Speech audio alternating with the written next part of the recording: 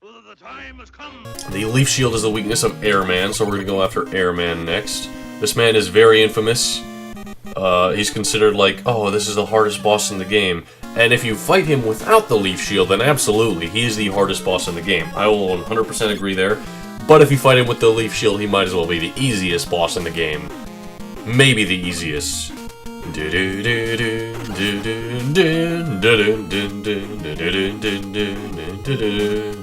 Ah, this track isn't all that. They need to be playing that one song about Airman.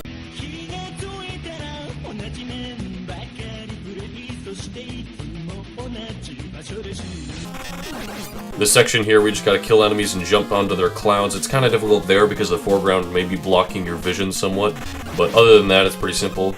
Especially when the Metal Blade can shoot in multiple directions. Again, it really helps. You know, it'd be interesting to see if they ever did a Mega Man game where just a standard buster works like this, where you can aim it in multiple directions.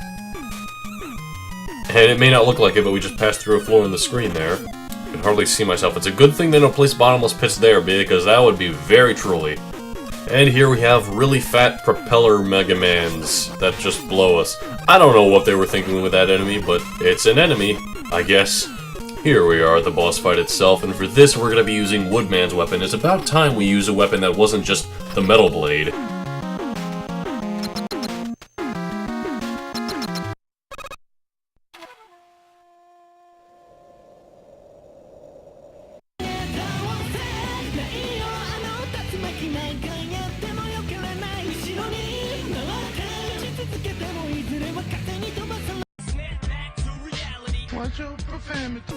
Anyway, the way Airman's battle works is that he's going to shoot a bunch of these air turbines at us. It's very similar to the Yellow Devil boss fight, where you got to jump over some and just, you know, let others go above you.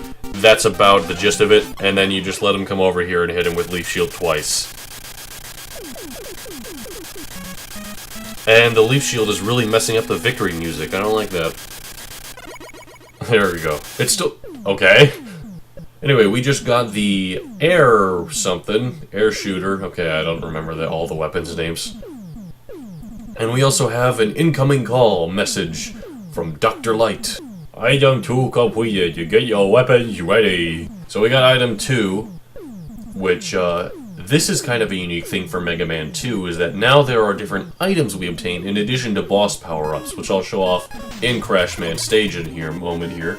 But basically, we now have access to a special kind of utility weapon. I'll show it here. If we go in the menu where our weapons normally are, we now have this thing labeled 2, which will make Mega Man go red and white, and it'll act as a bit of a platform for him to travel around in. That's about it.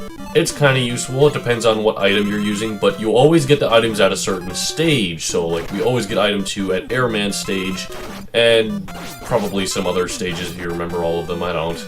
And here we have the stage for Crash Man, and this is my favorite track in the game, actually.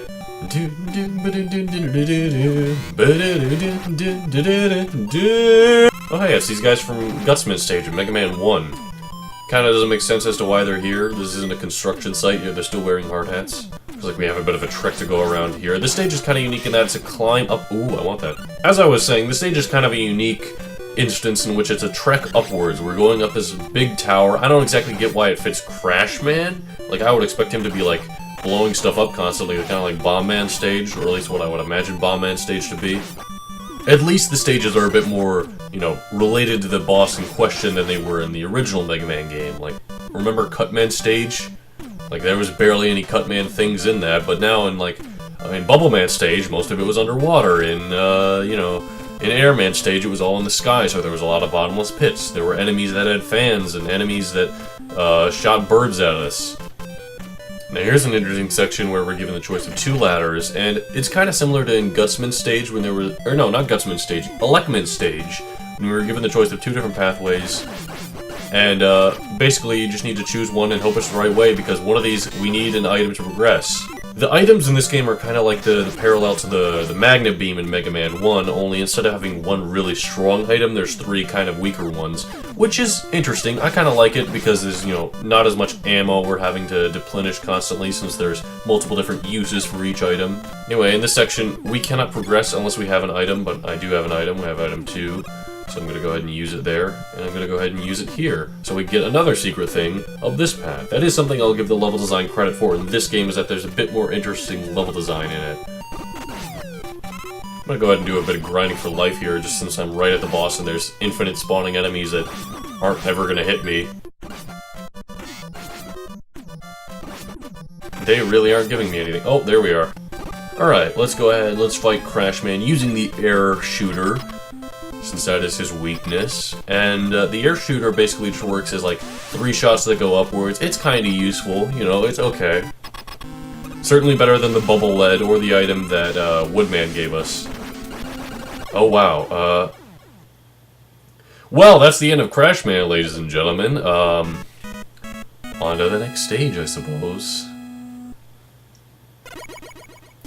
And we got the Crash Bomber. Now this is kind of like the Gutsman's weapon of this game, where we're going to be using this for breaking through walls and a bit more utility and stage design than we are actually using it as a weapon. The character... Actually, is Fleshman even weak to the Crash Bomber?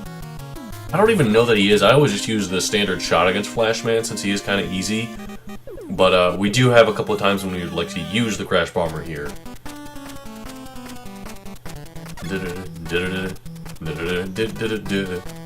I don't know why, but this music is making me want to watch Dookie Shed. If only he made more videos. Seriously, man. The floor in the stage is interesting. If you get hit, or if you just stay sliding, then you'll keep sliding. It's kind of like the ice level of the game. It doesn't bother me too much, but I don't know, I'm not a fan. Anyway, this is one of the walls I was talking about, which we can break with the Crash Bomber, like so. Ow, and I immediately lost the health it gave me. It is nice how it does give you items, unlike the Gutsman's weapon, which just broke the walls completely. Actually, Electman's weapon did that too. I do not have item 1 or 3, which would be more useful here, but can I use item 2 just to get up there? Oh, can I not even place it? I can't even place it here. Okay. Never mind, we cannot get up there. At least not, I don't think so. But it does not matter much, seeing as how, if we go ahead and we... Ow. We go ahead and we maneuver around the floor here, we can just go onto that same pathway without having to use all those crash bombs and without having to, you know, deal with all the enemies over there. Oh man, that guy's immune to the metal blade completely. It's a good thing we have the air shooter. Now, on the upper path here, you can only use this pathway if you have the Crash Bomber ready and if you make these kind of tense jumps, but it shouldn't be too much of an issue.